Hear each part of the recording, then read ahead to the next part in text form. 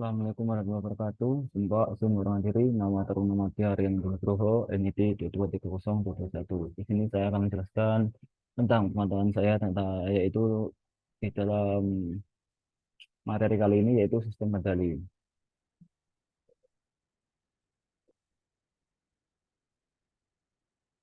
Mengenal apa itu sistem kendali. Sistem kendali atau sistem kontrol adalah suatu alat atau kumpulan alat yang digunakan untuk mengendalikan, memerintah, dan mengatur keadaan dari suatu sistem. Pengendali juga dapat dipandang sebagai sistem di mana suatu masukan digunakan untuk mengontrol keluarannya pada nilai tertentu. Nah, di sini akan menjelaskan beberapa istilah-istilah pada sistem kendali. Yang pertama yaitu masukan. Masukan atau input adalah rangsangan dari luar yang diterapkan ke sebuah sistem kendali untuk memperoleh tanggapan tertentu dari sistem pengaturan. Masukan juga sering disebut respon, keluaran yang diharapkan. Yang kedua yaitu keluaran. Keluaran atau output adalah tanggapan sebenarnya yang didapatkan dari suatu sistem kendali tersebut. Dan yang ketiga yaitu plan. Plan adalah seperangkat peralatan atau objek fisik di mana variabel prosesnya akan dikendalikan, seperti pabrik, mobil, dan sebagainya.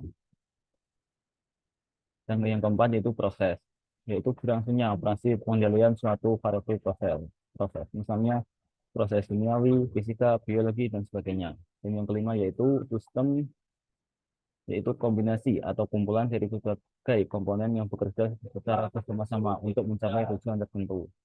Dan yang keenam yaitu diagram blok, yaitu diagram blok yaitu berbentuk kotak persegi panjang yang digunakan untuk mempresentasikan model matematika dari sistem fisik. Dan yang ketujuh yaitu fungsi alih, yaitu perbandingan antara keluaran output terhadap masukan input di dalam suatu sistem pengendalian.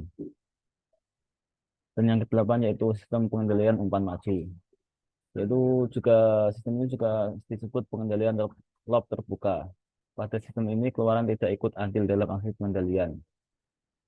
Yang kesembilan yaitu sistem pengendalian umpan balik, yaitu pengendalian suatu sistem pengaturan di mana sistem keluaran pengendalian itu andil dalam aksi kendali.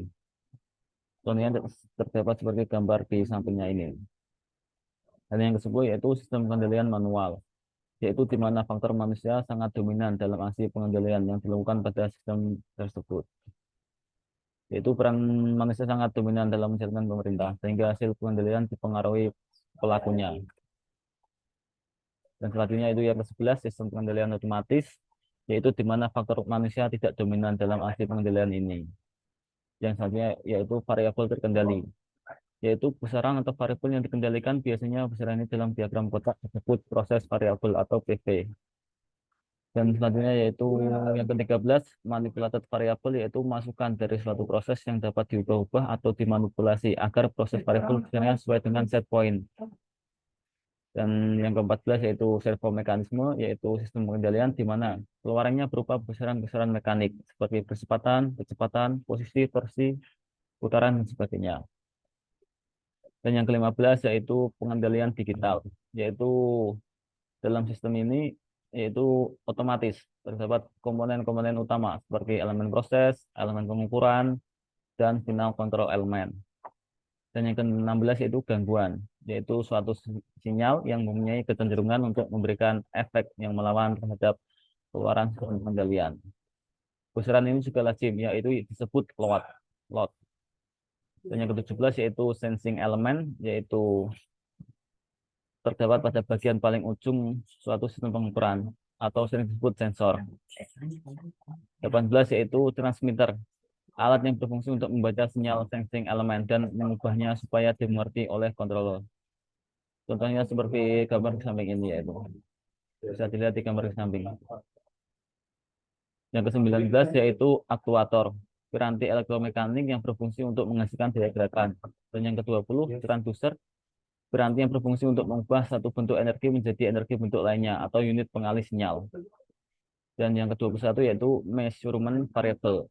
Sinyal yang keluar dari transmitter ini merupakan terminal sinyal pengukuran. Yang ke-22 itu setting point. Misalnya dikendaki, suatu controller akan selalu berusaha menyamakan variabel terkendali terhadap set point. Yang ke-23 yaitu error.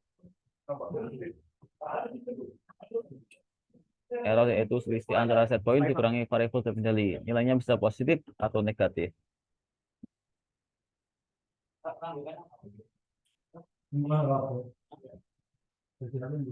Dan selanjutnya yaitu ke-24 yaitu alat pengendali.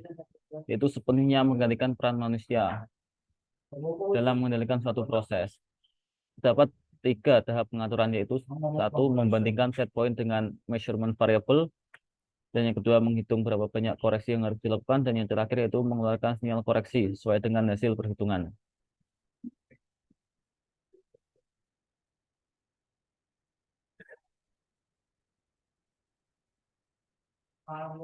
Dan yang ke-25 yaitu kontrol unit, yaitu bagian unit kontrol yang menghitung besarnya koreksi yang diperlukan.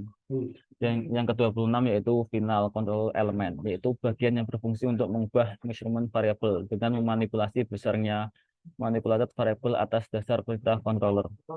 Dan yang ke-27 yaitu sistem pengendalian kontinu, yaitu sistem yang berjalan secara kontinu pada setiap saat respons sistem selalu ada. Contohnya terdapat pada gambar di bawah tersebut.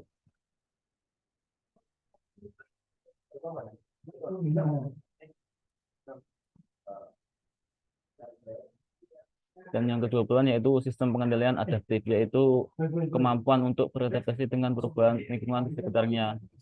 Yang ke-29 yaitu sistem pengendalian diskrit, yaitu proses pengendalian tidak dapat berjalan setiap saat, hanya pada waktu tertentu saja. Sebenarnya terdapat gambar pada di bawah ini. Dan yang ke-30 yaitu respon atau rangsangan, yaitu setiap isyarat masukan yang dimasukkan dari luar yang mempengaruhi keluaran terkendali. Dan yang ke-31 yaitu sistem regulasi otomatis, yaitu sistem pengendalian di mana output sistem dijaga agar sesuai dengan nilai input referensi yang telah ditentukan terlebih dahulu. Sekian dari saya, selebihnya saya mohon maaf. Wassalamualaikum warahmatullahi wabarakatuh. Terima kasih.